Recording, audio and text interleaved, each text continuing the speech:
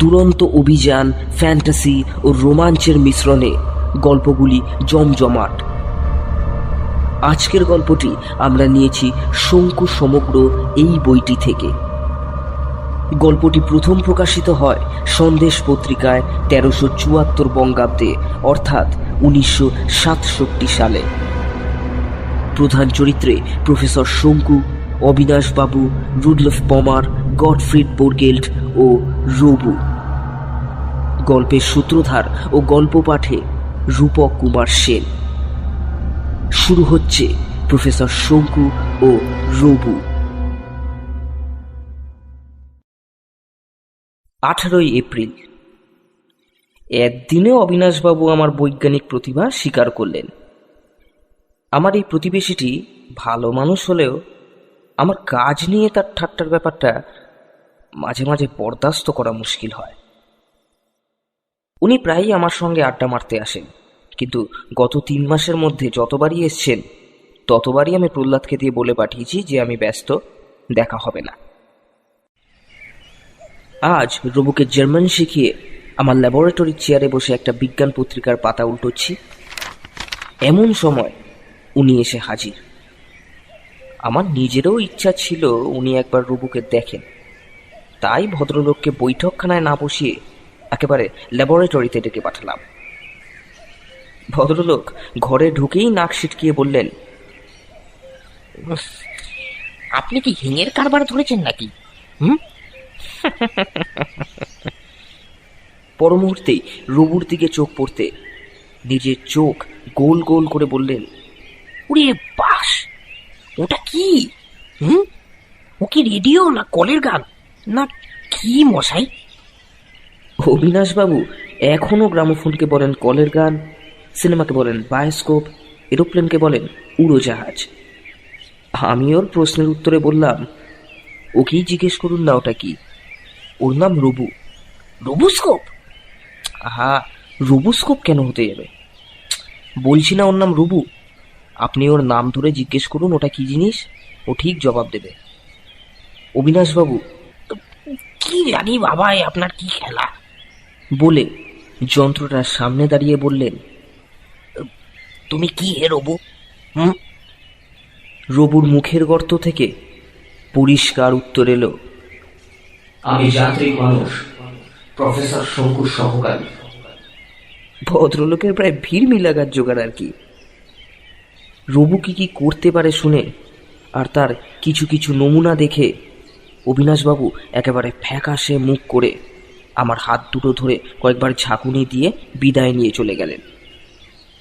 বুঝলাম এবার তিনি সত্যিই ইমপ্রেসড। আজ একটা পুরনো জার্মান বিজ্ঞান পত্রিকায় প্রফেসর বোরগেল্টের লেখা রোবো সম্বন্ধে একটা প্রবন্ধ হঠাৎ চোখে পড়ে গেল। উনি বেশ দিমাগি মেজাজেই লিখেছেন যে যান্ত্রিক মানুষ তৈরির ব্যাপারে জার্মানরা যা কৃতিত্ব দেখিয়েছে তেমন আর কোনো দেশে কেউ দেখায়নি। তিনি আরও লিখেছেন যে যান্ত্রিক মানুষকে দিয়ে চাকর বাকরের মতো কাজ করানো সম্ভব হলেও তাকে দিয়ে কাজের কাজ বা বুদ্ধির কাজ কোনোদিনই করানো যাবে না।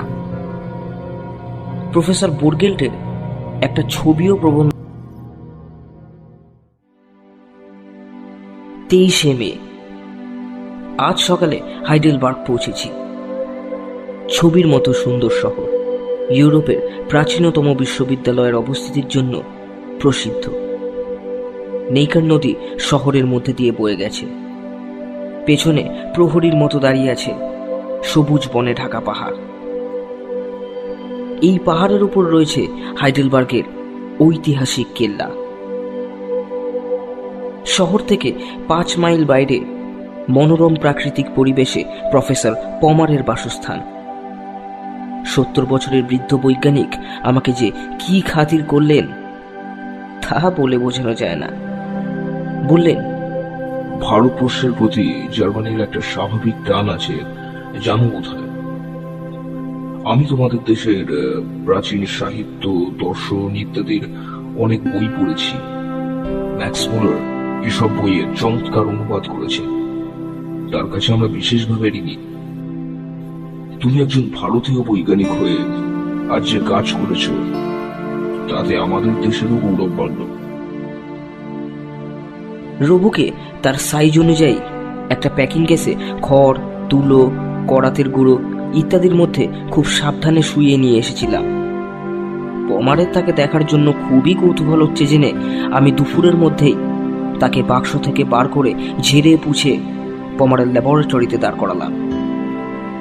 পমার এই জিনিসটি নিয়ে এত গবেষণা, এত লেখালেখি করলেও নিজে কোনোদিন রোবো তৈরি করেননি। রবুর চেহারা দেখে তার চোখ কপালে উঠে গেল। বললেন, এই যে দেখছি তুমি আঠা, পেরেক আর স্টিকিং প্লাস্টার দিয়ে সব জোড়ার কাজ সেরেছ, তুমি বলছো এ রোবো কথা বলে, কাজ করে? পমারের গলায় অবিশ্বাসের সুর অতি স্পষ্ট। আমি একটু হেসে বললাম, আপনি ওকে পরীক্ষা করে দেখতে পারেন, ওকে প্রশ্ন করুন না।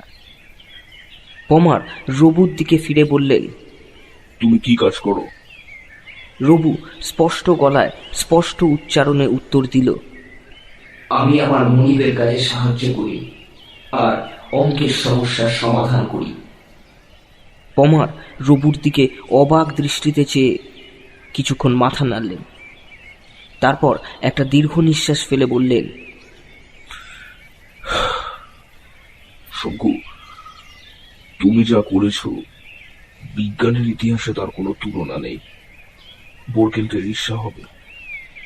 এর আগে বোরগেল্ট সম্বন্ধে আমাদের মধ্যে কোনো কথা হয়নি। হঠাৎ পমারের মুখে তার নাম শুনে একটু চমকেই গেলাম। বোরগেল্টও কি নিজে কোনো রোবো তৈরি করেছেন নাকি? আমি কিছু জিজ্ঞেস করার আগেই পমার বললেন, বোরগেল্ট হাইডেলবার্গেই আছে, আমারই মতো নির্জন পরিবেশে, তবে নদীর ওপারে। আমার সঙ্গে আগে যথেষ্ট আলাপ ছিল, বন্ধুত্বই বলতে পারো। একই স্কুলে পড়েছি, বার্লিনে। তবে ওর চেয়ে আমি 3 বছরের সিনিয়র ছিলাম। তারপর আমি হাইডেলবার্গে এসে ডিগ্রি পড়ি, ও বার্লিনেই থেকে যায়। বছর 10 হলো এখানে এসে ওদের পৈতৃক বাড়িতে রয়েছে। উনি কি নিজে রোবো তৈরি করেছেন? অনেকদিন থেকেই লেগে আছে, কিন্তু বোধহয় সফল হয়নি। মাঝে তো শুনেছিলাম ওর মাথাটা একটু বিগড়েই গেছে। গত 6 মাস ও বাড়ি থেকে বেরোয়নি। আমি টেলিফোনে কথা বলার চেষ্টা করেছি কয়েকবার, প্রতিবারই ওর চাকর বলেছে বোরগেল্ট অসুস্থ। ইদানিং আর ফোন টোন করিনি। আমি এসেছি সেটাকে উনি জানেন? তা তো বলতে পারি না। তুমি আসছো সে কথা এখানকার কয়েকজন বৈজ্ঞানিককে আমি বলেছি, তাদের সঙ্গে তোমার দেখাই হবে। খবরের কাগজের লোকও কেউ কেউ জেনে থাকতে পারে। বোরগেল্টকে আর আলাদা করে জানাবার প্রয়োজন দেখিনি। আমি চুপ করে রইলাম। দেয়ালে একটা কুকু ক্লকে কুক কুক করে 4টে বাজল। খোলা জানলার বাইরে বাগান দেখা যাচ্ছে, তারও পিছনে পাহাড়। 2-একটা পাখির ডাক ছাড়া আর কোনো শব্দ নেই। পমার বললেন, রাশিয়ার স্ট্রোগোনাফ, আমেরিকার প্রফেসর স্টাইনওয়ে, ইংল্যান্ডের ডক্টর ম্যানিংস, এরা সকলেই রোবট তৈরি করেছেন। জার্মানিতেও 3-4টে রোবট তৈরি হয়েছে, আর সেগুলো আমি সবই দেখেছি। কিন্তু তাদের কোনোটাই এত সহজে তৈরি হয়নি, আর এমন স্পষ্ট কথাও বলতে পারে না। আমি বললাম, ও কিন্তু অঙ্কও করতে পারে, ওকে যে কোনো অঙ্ক দিয়ে আপনি পরীক্ষা করে দেখতে পারেন। পমার অবাক হয়ে বললেন, বলো কি, ও আউয়েরবাখের ইকুয়েশন জানে? জিজ্ঞেস করে দেখুন। রবুকে পরীক্ষা করে পমার বললেন, এই যে একেবারে তাজ্জব কাণ্ড, সাবাস তোমার প্রতিভা।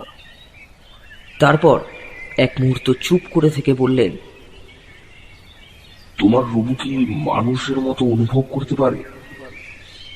আমি বললাম, না, ও জিনিসটাও পারে না। পমার বললেন, আর কিছু না হোক, তোমার ব্রেনের সঙ্গে ওর যদি একটা সংযোগ থাকতো তাহলে খুব ভালো হতো। অন্তত তোমার সুখ দুঃখ যদি ও বুঝতে পারতো, তাহলে ওকে দিয়ে তোমার অনেক উপকার হতে পারত।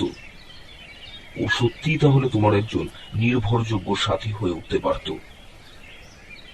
পমার যেন একটু অন্যমনস্ক হয়ে পড়লেন। তারপর বললেন, আমি ওই ব্যাপারটা নিয়ে অনেক ভেবেছি। একটা যান্ত্রিক মানুষকে কি করে একটা রক্ত মাংসের মানুষের মনের কথা বোঝানো যায়, এ নিয়ে অনেক দূর আমি এগিয়েও ছিলাম, কিন্তু তারপর বুড়ো হয়ে পড়লাম। ব্রেনটা ঠিকই ছিল, কিন্তু হৃদরোগ ধরে কাবু করে দিল। আর যে রোগের উপর এইসব পরীক্ষা চালাবো, সেটা তৈরি করারও আমার সামর্থ্য রইল না। আমি বললাম, আমি রবুর কাজে দিব্যি খুশি আছি। ও যতটুকুই করে তাই আমার পক্ষে যথেষ্ট। পমার কিছু বললেন না। তিনি দেখি এক দৃষ্টে রবুর দিকে চেয়ে আছেন। রবুর মুখে সেই হাসি। ঘরের জানলা দিয়ে পড়ন্ত রোদ ঢুকে রবুর বাঁ চোখটার ওপর পড়েছে। রোদের ঝলসানিতে ইলেকট্রিকের বাল্বের চোখও মনে হয় হাসছে। 24শে মে, এখন রাত 12টা। আমি পমারের বাড়ির দোতলার ঘরে বসে আমার ডায়েরি লিখছি। গতকাল মাঝরাত্রির থেকে আরম্ভ করে আজ সারাদিনের মধ্যে অনেকগুলো ঘটনা ঘটেছে, যেগুলো সব গুছিয়ে লেখার চেষ্টা করছি। কতদূর পারবো তা জানি না, কারণ আমার মন ভালো নেই। জীবনে আজ প্রথম আমার মনে সন্দেহ জেগেছে যে আমি নিজেকে যত বড় বৈজ্ঞানিক বলে মনে করেছিলাম, সত্যিই আমি তত বড় কিনা। তাই যদি হতাম, তাহলে এভাবে অপদস্থ হলাম কেন? কাল রাত্রের ঘটনাটাই আগে বলি। এটা তেমন কিছু না, তবু লিখে রাখা ভালো। রাত্রে পমার আর আমি ডিনার শেষ করে উঠেছি 9টায়। তারপর দুজনে বৈঠকখানায় বসে কফি খেতে খেতে অনেক গল্প করেছি। তখনও পমারকে মাঝে মাঝে অন্যমনস্ক হয়ে পড়তে দেখেছি।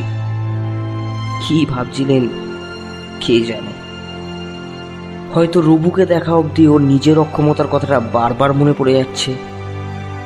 সত্যি, উনি যেরকম বুড়ো হয়ে গেছেন, তাতে ওর পক্ষে আর রবু নিয়ে নতুন করে কোনো গবেষণা করা সম্ভব বলে মনে হয় না। আমি শুতে গেছি 10টার কিছু পরে। যাবার আগে রবুকে দেখে গেছি। পমারের ল্যাবরেটরিতে ও দিব্যি আরামে আছে বলেই মনে হলো। জার্মানির আবহাওয়া, এখানকার শীত ও প্রাকৃতিক সৌন্দর্য, এসবের প্রতি ওর কোনো ভ্রুক্ষেপে নেই। ও যেন শুধু অপেক্ষা করে আছে আমার আদেশের জন্য। ঘুমোতে যাবার আগে আমরা দুই বৈজ্ঞানিক জার্মান ভাষায় ওর কাছে বিদায় নিলাম। রবুও পরিষ্কার গলায় বলল, গুটে নাথ হের প্রফেসর শঙ্কু, গুটে নাথ হের প্রফেসর পমার। বিছানার পাশে বাতি জ্বালিয়ে কিছুক্ষণ একটা ম্যাগাজিন উল্টে পাল্টে ঢং ঢং করে নিচের সিঁড়ির গ্র্যান্ডফাদার ঘড়িতে 11টা বাজা শুনে বাতি নিভিয়ে শুয়ে পড়েছি।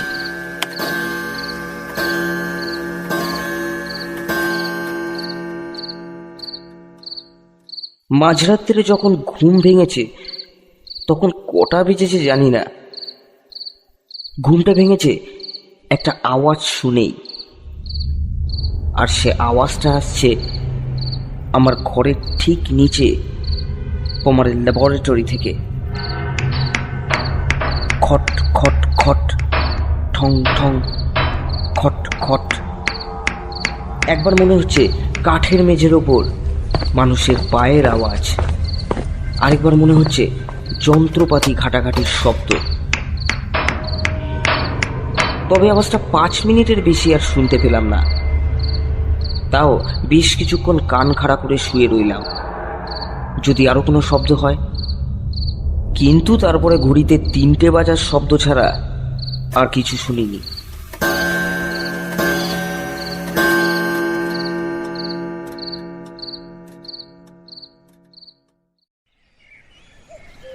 সকালে ব্রেকফাস্টের সময় পমারকে আর এ বিষয়ে কিছু বললাম না, কারণ আমার ঘুমের কোনো রকম ব্যাঘাত হয়েছে শুনে উনি হয়তো ভারী ব্যস্ত হয়ে পড়বেন।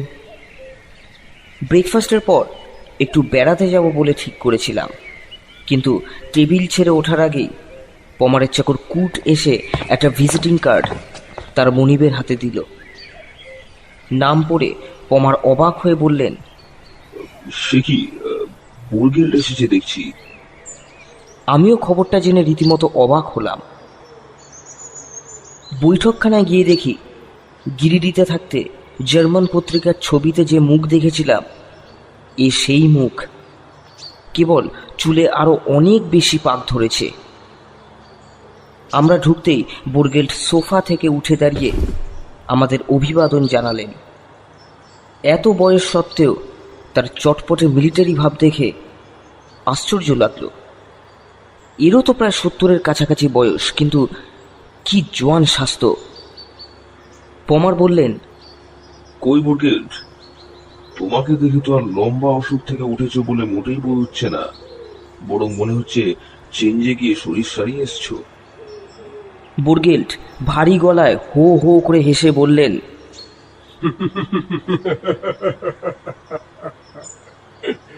অসুখ বললে লোকে উৎপাতটা কম করে, ব্যস্ত আছি বললে অনেক সময় কাজ হয় না, বরং লোকের তাতে কৌতূহলটা বেড়েই যায়। আর তখন তারা টেলিফোন করে বারবার জানতে চায় ব্যস্ততার কারণ। বুঝতেই পারছো, সে কারণটা সবসময় বলা যায় না। তাও বেশি যায় না।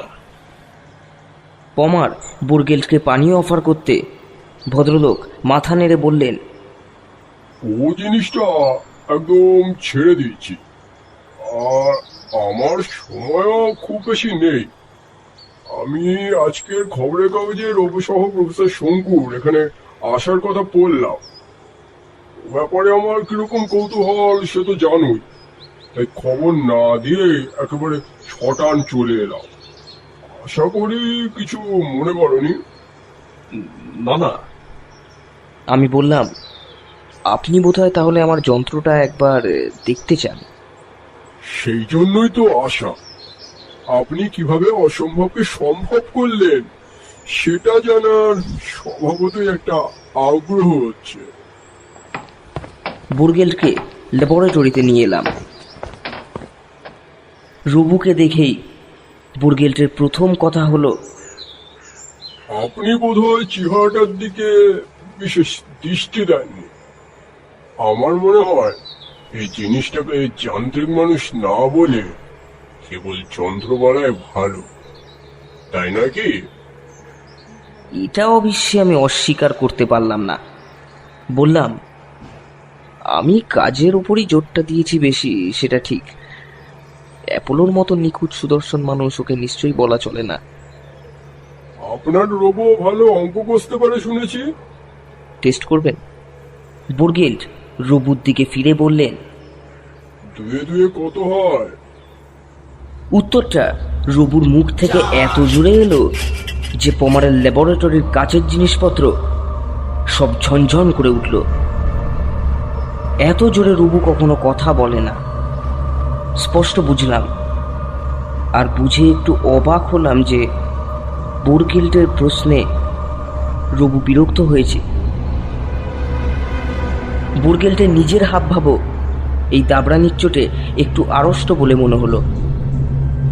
তিনি একের পর এক কঠিন অঙ্কের প্রশ্ন রবুকে করতে লাগলেন, আর রবুও যথারীতি 5 থেকে 7 সেকেন্ডের মধ্যে প্রত্যেক প্রশ্নের জবাব দিয়ে গেল। গর্বে আমার বুকটা ফুলে উঠল। বোরগেল্টের দিকে চেয়ে দেখি এই 40 ডিগ্রি শীতের মধ্যেও তার কপালে বিন্দু বিন্দু ঘাম দেখা দিয়েছে। প্রায় 5 মিনিট প্রশ্ন করার পর বোরগেল্ট আমার দিকে ফিরে বললেন, অঙ্ক ছাড়া আর কি জানে ও? আমি বললাম, আপনার বিষয়ে ওর অনেক তথ্য জানা আছে, জিজ্ঞেস করে দেখতে পারেন। আসবার আগে একটা জার্মান বিজ্ঞান কোষ থেকে বোরগেল্টের জীবন সংক্রান্ত অনেক খবর রবুর মধ্যে পুড়ে দিয়েছিলাম। আমি আন্দাজ করেছিলাম যে বোরগেল্ট রবুকে প্রশ্ন করতে পারেন। বোরগেল্ট আমার কথা শুনে যেন বেশ একটু অবাক হলেন। তারপর বললেন, বাবা, এত জ্ঞান আপনার যন্ত্রের! বেশ, বলো তো হে রবু, আমার নামটি কি? রবুর মুখ দিয়ে কথা বেরোলো না। 1 সেকেন্ড, 2 সেকেন্ড, 10 সেকেন্ড, 1 মিনিট, কোনো উত্তর নেই, কোনো শব্দ নেই, কোনো কিচ্ছু নেই। রবু যেন ঘরের আর সব টেবিল, চেয়ার, আলমারি, যন্ত্রপাতির মতোই নিষ্প্রাণ, নির্জীব। এবারে আমার ঘাম ছোটার পালা। আমি এগিয়ে রবুর মাথার ওপরের বোতামটা নিয়ে টেপাটেপি করলাম। এটা নাড়লাম, ওটা নাড়লাম, এমনকি রবুর সমস্ত শরীরটাকে নিয়ে বারবার ঝাঁকুনি দিলাম। ভিতরের কলকবজা সব ঝনঝন করে উঠল, কিন্তু কোনো ফল হলো না। রবু আজ আমার এবং ভারতীয় বিজ্ঞানের সমস্ত মান সম্মান এই দুই বিখ্যাত বিদেশি বৈজ্ঞানিকের সামনে মাটিতে মিশিয়ে দিল। বোরগেল্ট মুখ দিয়ে করে একটা শব্দ করে বললেন, ওটাই যে একটা বড় রকম ডিফেক্ট রয়ে গেছে, তাতে কোনো সন্দেহ নেই। যাই হোক, অঙ্কটাও ভালোই জানে। যদি অসুবিধে না হয়, কাল বিকেলে ওটাকে নিয়ে একবার আমার বাড়িতে গেলে আমি সারিয়ে দিতে পারবো বলে মনে হয়। আর আমারও কিছু দেখাবার আছে। তোমাদের দুজনেরই নেমন্তন্ন রইল। বোরগেল্ট বিদায় নিয়ে চলে গেলেন। পমার আমার মনের অবস্থা বুঝতে পেরেছিলেন, আর আমিও বুঝতে পারছিলাম তিনি নিজেও খুব বিব্রত বোধ করছেন। বললেন, আমার কাছে ব্যাপারটা ভারী আশ্চর্য লাগছে। এসো তো দেখা যাক ও এখন আবার ঠিক মতো কথা বলছে কিনা। ল্যাবরেটরিতে ফিরে গিয়ে রবুকে প্রশ্ন করতে সে আবার যথারীতি জবাব দিতে শুরু করলো। হাঁটাচলাও ঠিকই করলো। বুঝতে পারলাম যে ঠিক ওই একটা প্রশ্নের মুহূর্তে ওর মধ্যে কোনো একটা সাময়িক গন্ডগোল হয়েছিল, যার জন্য বেচারা জবাবটা দিতে পারেনি। এই ব্যাপারে তাই করতে হলে আমাকেই করতে হয়, ওর আর কি দোষ। সন্ধ্যার দিকে বোরগেল্টের কাছ থেকে টেলিফোন এলো। ভদ্রলোক আগামীকালের নেমন্তন্নের কথা মনে করিয়ে দিলেন। রবুকে নিয়ে আসার কথাটাও আবার বললেন, আমি ছাড়া আর কেউ থাকবে না, কাজে আপনার যন্ত্র যদি গন্ডগোল করে বাইরের কারোর কাছে অপদস্থ হবার কোনো ভয় নেই আপনার। মন থেকে অস্বস্তি যাচ্ছিল না। কাজী রাত্রে পাছে ঘুম না হয়, সেই জন্য আমার তৈরি ঘুমের ওষুধ সমনোলিনের একটা বড়ি খেয়ে নিয়েছি। একটা কথা মনে পড়ে একটু খটকা লাগলো। কাল মাঝরাত্রিতে খুটখুট আওয়াজ কেন হচ্ছিল? পমার নিজেই কি ল্যাবরেটরিতে কাজ করছিলেন নাকি? রবুর ভিতরের কলকবজা তিনি কিছু বিগড়ে দেননি তো? পমার আর বোরগেল্টের মধ্যে কোনো ষড়যন্ত্র চলছে না তো? 27 মে, কাল দেশে ফিরব। হাইডেলবার্গের বিভীষিকা কোনোদিন মন থেকে মুছবে বলে মনে হয় না। তবে একটা নতুন জ্ঞান লাভ করেছি এখানে এসে। এটা বুঝেছি যে বৈজ্ঞানিকেরা সম্মানের যোগ্য হলেও তারা সকলেই বিশ্বাসের যোগ্য নন। কিন্তু যখন ঘটনাটা ঘটল তখন এসব কথা কিছুই মনে হয়নি। তখন কেবল মনে হয়েছিল আমার এত কাজ বাকি, কিন্তু আমি কিছুই করে যেতে পারলাম না। কিভাবে যে প্রাণটা... ঘটনাটা খুলেই বলি। বোরগেল্ট আমাদের দুজনকে নেমন্তন্ন করে গিয়েছিলেন। রবুকে সঙ্গে নিয়ে চলাফেরা করা সহজ নয়, কিন্তু ভদ্রলোক যখন বলেইছেন তখন ওকে নিয়ে যাওয়া স্থির করলাম। বিকেল 4টে নাগাদ রবুকে বাক্সে পুরে একটা ঘোড়ার গাড়ির একদিকের সিটে তাকে কাত করে শুইয়ে দড়ি দিয়ে বেঁধে তার উল্টো দিকের সিটে আমরা দুজন বসে বোরগেল্টের বাড়ির উদ্দেশ্যে রওনা দিলাম। মাইল 3 পথ যেতে 45 মিনিটের মতো লাগবে। পথে যেতে যেতে রাস্তার দুধারে বসন্তকালীন চেরি ফুলের শোভা দেখতে দেখতে পমারের কাছে বোরগেল্টের পূর্বপুরুষদের কথা শুনলাম। তাদের মধ্যে একজন নাম জুলিয়াস বোরগেল্ট। ব্যারন ফ্রাঙ্কেনস্টাইনের মতো মরা মানুষকে জ্যান্ত করতে গিয়ে নিজেই রহস্যময়ভাবে প্রাণ হারান। এছাড়া দু একজন উন্মাদ পুরুষদের কথা শোনা যায় যারা নাকি বেশিরভাগ জীবনই পাগলাগারোতে কাটিয়েছিলেন। বনের ভিতর দিয়ে পাহাড়ের রাস্তা উঠে গেছে। এখানে ঠান্ডাটা যেন আরো বেশি, তাছাড়া রোদও পড়ে আসছে। আমি মাফলারটা বেশ ভালো করে জড়িয়ে নিলাম। কিছুক্ষণ চলার পর একটা মোড় ঘুরতেই সামনে একটা কারুকার্য করা বিরাট গেট দেখা গেল। পমার বললেন, এসে গেছি। গেটের ওপর নকশা করে লেখা রয়েছে ভিলা মারিয়ান। একজন প্রহরী এসে গেটটা খুলে দিল।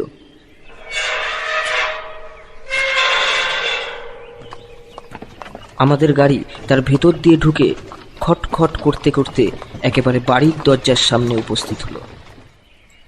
বাড়ির চেয়ে প্রাসাদ বা কেল্লা বললেই বোধহয় ভালো। বোরগেল্ট সামনেই অপেক্ষা করছিলেন। আমাদের নামার সঙ্গে সঙ্গে এগিয়ে এসে তার ঠান্ডা হাত দিয়ে আমাদের করমর্দন করে বললেন, তোমরা আসাতে আমি বাড়ি খুশি হয়েছি। তারপর দুজন সন্ডামার্কা চাকর বেরিয়ে এসে রুবুর বাক্সটা তুলে বাড়ির ভিতরে নিয়ে গেল।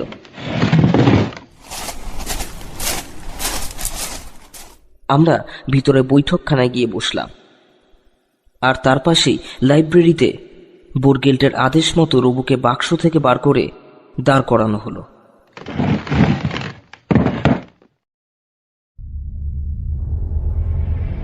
সমস্ত বাড়িটা, বিশেষ করে এই বৈঠকখানা এবং তার প্রত্যেকটি জিনিস, ছবি, আয়না, ঘড়ি, ঝাড়ু লণ্ঠন, সব কিছুতে যেমন প্রাচীনত্ব তেমনি আভিজাত্যের ছাপ। একটা কেমন গন্ধ রয়েছে ঘরটার মধ্যে, যেটা কিছুটা পুরনো কাঠের, আর কিছুটা যেন মনে হয় কোনো ওষুধের বা কেমিক্যালের। বোরগেল্টেরও নিজের একটা ল্যাবরেটরি নিশ্চয়ই আছে, আর সেটা হয়তো এই বৈঠকখানেরই কাছাকাছি কোথাও হবে। বাতি জ্বালানো সত্ত্বেও ঘরের আবছা অন্ধকার ভাবটা কাটল না। কাটবেই বা কি করে? এমন কোনো জিনিস ঘরে নেই যার রং বলা যেতে পারে হালকা। সবে হয় ব্রাউন, না হয় কালচে, আর সবই পুরনো। সব মিলিয়ে একটা গম্ভীর গা ছমছম করা ভাব। আমি মদ খাই না বলে বোরগেল্ট আমার জন্য গিলাসে করে আপেলের রস আনিয়ে দিলেন। যে চাকরটি ট্রেতে করে পানীয় নিয়ে এলো, দেখলে মনে হয় তার অন্তত 90 বছর বয়স হবে। আমি হয়তো তার দিকে একটু বেশি মাত্রায় অবাক হয়ে দেখছিলাম, আর বোরগেল্ট বোধ হয় আমার কৌতূহল মেটাবার জন্যই বললেন, রুডি আমার জন্মের আগে থেকেই এ বাড়িতে আছে। ওরা 3 পুরুষ ধরে আমাদের বাড়ির চাকর। এখানে বলে রাখি, বোরগেল্টের মতো এত গম্ভীর অথচ এত মোলায়েম গলার স্বর আমি আর কখনো শুনিনি। আমরা 3 জনে হাতে গিলাস তুলে পরস্পরের স্বাস্থ্য কামনা করছি, এমন সময় বাইরে কোথা থেকে যেন টেলিফোন বেজে উঠল। তারপর বুড়ো চাকর রুডি এসে খবর দিল পমারের ফোন। পমার উঠে ফোন ধরতে চলে গেলেন। বোরগেল্টের হাতের গেলাসেও আপেলের রস। সেটাকে ঘোরাতে ঘোরাতে আমার দিকে এক দৃষ্টে চেয়ে বোরগেল্ট বললেন, প্রফেসর শঙ্কু, তুমি জানো বোধ হয় আজ 30 বছর ধরে বৈজ্ঞানিকেরা যান্ত্রিক মানুষ নিয়ে গবেষণা করছেন। আমি বললাম, জানি। এ নিয়ে কিছু কাজ আমিও করেছি, তা জানো বোধ হয়? জানি। আমি তোমার কিছু লেখাও পড়েছি। আমি শেষ লেখা লিখেছি 10 বছর আগে। আমার আসল গবেষণা শুরু হয়েছে সেই লেখার পর। এই গবেষণার বিষয়ে একটি তথ্য আমি কোথাও প্রকাশ করিনি। আমি চুপ করে রইলাম।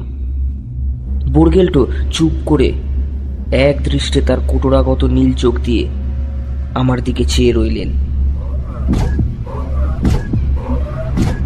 কোথায় যেন একটা দুম দুম করে শব্দ হচ্ছে, বাড়িরই মধ্যে, কিন্তু কাছাকাছি নয়। পমার এত দেরি করছেন কেন? উনি কার সঙ্গে টেলিফোনে কথা বলছেন? বোরগেল্ট বললেন। আমাদের ফোনটা বোধ হয় জরুরি। আমি চমকে উঠলাম। আমি তো কিছু বলিনি ওকে। উনি আমার মনের কথা বুঝলেন কি করে? এবার বোরগেল্ট একটা প্রশ্ন করে বসলেন, যেটা আমার কাছে সম্পূর্ণ অপ্রত্যাশিত। তোমার রোবটটা আমাকে বিক্রি করবে? আমি অবাক হয়ে বললাম, সে কি কথা, কেন বলো তো? বোরগেল্ট গম্ভীর গলায় বললেন, আমার ওটা দরকার, কারণ শুধু একটাই, আমার রোবো অঙ্ক কষতে জানে না, অথচ ওটা আমার বিশেষ প্রয়োজন। তোমার রোবো কি এখানে আছে? বোরগেল্ট মাথা নেড়ে হ্যাঁ বললেন। থেকে থেকে গুম গুম গুম গুম শব্দ আর পমারের ফিরতে দেরি, এই দুটো ব্যাপারেই কেমন যেন অস্বস্তি লাগছিল। কিন্তু তা সত্ত্বেও বোরগেল্টের রোবো এই বাড়িতেই আছে জেনে, আর তাকে হয়তো দেখতে পাবো এই মনে করে, একটা উত্তেজনার শিহরণ অনুভব করলাম। বোরগেল্ট বললেন, আমার রোবোর মতো রোবো আজ পর্যন্ত কেউ তৈরি করতে পারেনি। আমি গডফ্রিড বোরগেল্ট যা সৃষ্টি করেছি তার কোনো তুলনা নেই, কিন্তু আমার রোবোর একটি গুণের অভাব, সে তোমারটার মতো অত সহজে অঙ্ক কষতে পারে না, অথচ তার এই অভাব পূরণ করা দরকার। তোমার রোবোটা পেলে সে কাজটা সম্ভব হবে। আমার ভারী বিরক্ত লাগলো। এমন জিনিস কি কেউ কখনো পয়সার জন্য হাতছাড়া করে? আমার এত সাধের নিজের হাতের তৈরি প্রথম রোবো, এটা আমি হাইডেলবার্গের আতপাগলা বৈজ্ঞানিককে বিক্রি করে দেব? কিসের জন্য? আমার এমন কি টাকার দরকার পড়েছে? আর ওই অঙ্কের ব্যাপারটাতেই তো আমার সবচেয়ে বড় কৃতিত্ব। বোরগেল্ট যেমন রোবই তৈরি করে থাকুন না কেন, উনি নিজে যাই বলুন, আমি জানি আমার চেয়ে আশ্চর্য কোনো যান্ত্রিক মানুষ তিনি কখনোই তৈরি করেননি। আমি মাথা নেড়ে বললাম, মাফ করো বোরগেল্ট, ও জিনিসটা আমি বেচতে পারবো না। সত্যি বলতে কি, তুমি যখন এত বড় বৈজ্ঞানিক, তখন আরেকটু পরিশ্রম করলে আমি যে জিনিসটা করেছি সেটা তুমি করতে পারবে না কেন? তার কারণ বোরগেল্ট সোফা ছেড়ে উঠে দাঁড়িয়েছে।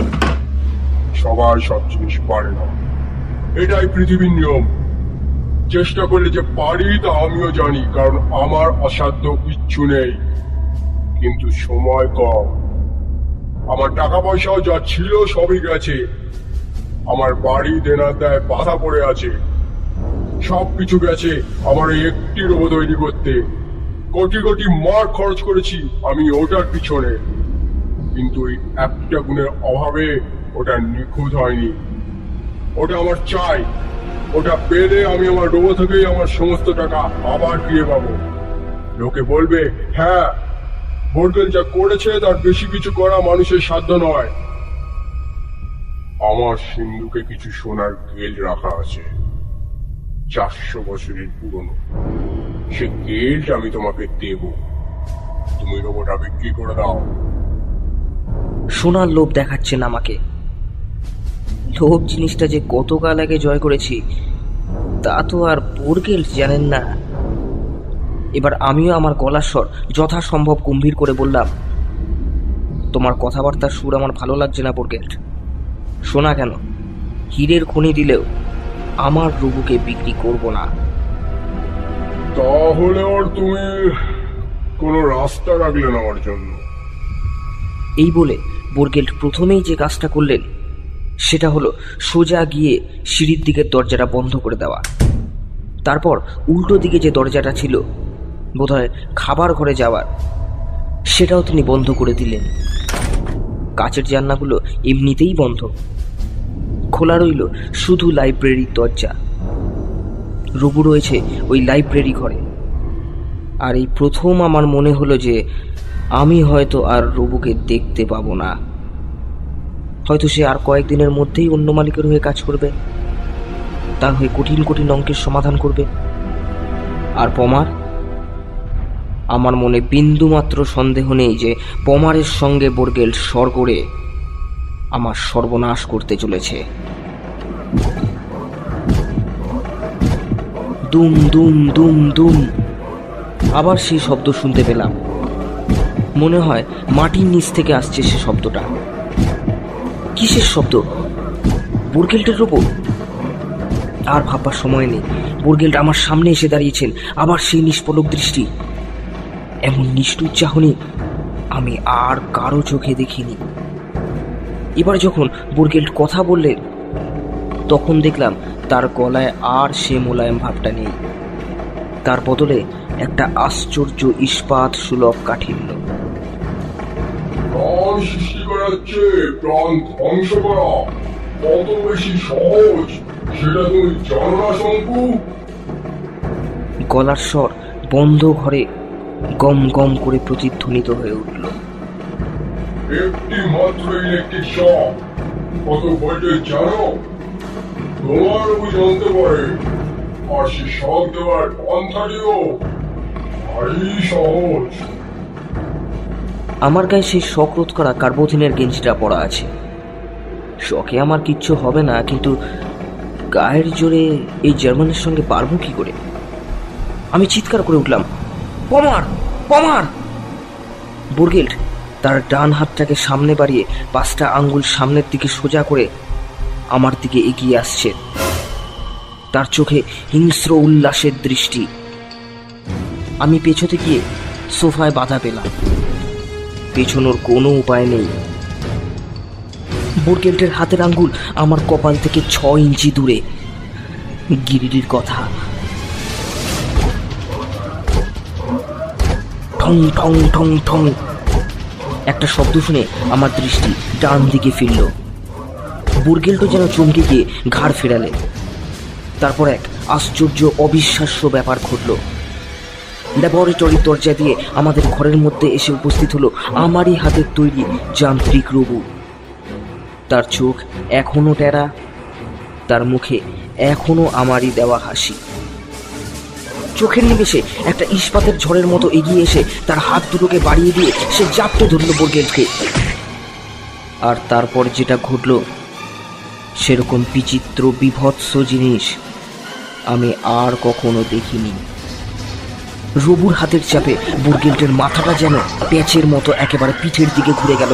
তারপর রবুরই টানে সেই মাথাটা শরীর থেকে একেবারে আলগা হয়ে গিয়ে মাটিতে ছিটকে পড়ল, আর শরীরের ভেতর থেকে গলার ফাঁক দিয়ে বেরিয়ে পড়ল এক রাশ বৈদ্যুতিক তার।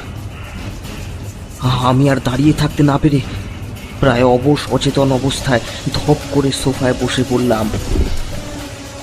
চোখ, মন, মস্তিষ্ক সব যেন ধাঁধিয়ে গিয়েছিল। প্রায় বেহুশ অবস্থায় বুঝতে পারলাম সিঁড়ির দিকের দরজায় ধাক্কা পড়ছে। শঙ্কু, দরজা খোলো, দরজা খোলো! পমারের গলা। হঠাৎ যেন আমার শক্তি আর জ্ঞান ফিরে পেলাম। সোফা ছেড়ে উঠে দৌড়ে গিয়ে দরজা খুলে দেখি 3 জন লোক।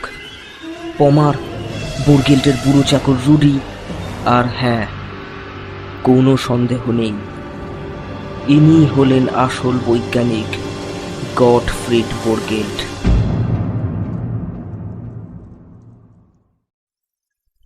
এর পরের ঘটনা আর বেশি নেই। আমার মনে কয়েকটা প্রশ্নের মধ্যে একটা পমারের কথায় মুহূর্তেই পরিষ্কার হয়ে গেল।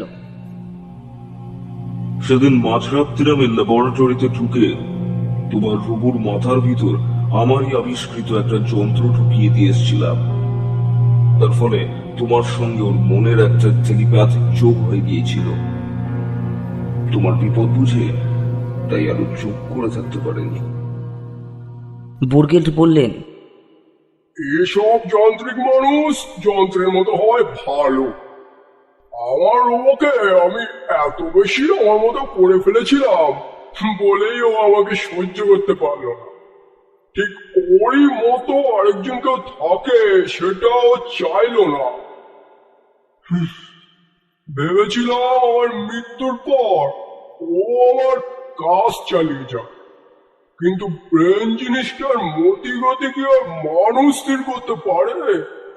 যেই ওর বাঁধন খুলে দিলাম অমনিও আমাকে বন্দি করে ফেললো। আমাকে মারেনি, তার কারণও জানতো যে বিগড়ে গেলে আমি ছাড়া আর গতি নেই। হাহ।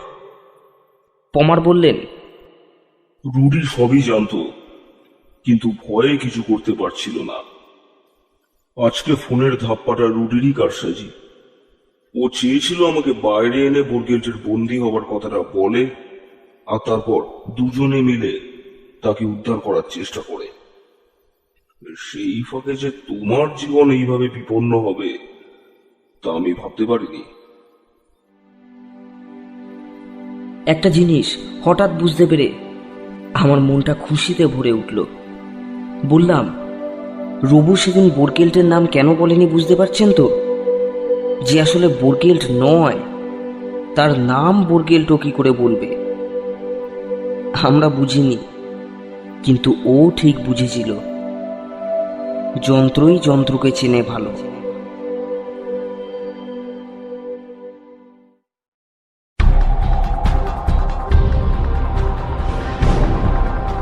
শুনছিলেন প্রফেসর শঙ্কু ও রবু।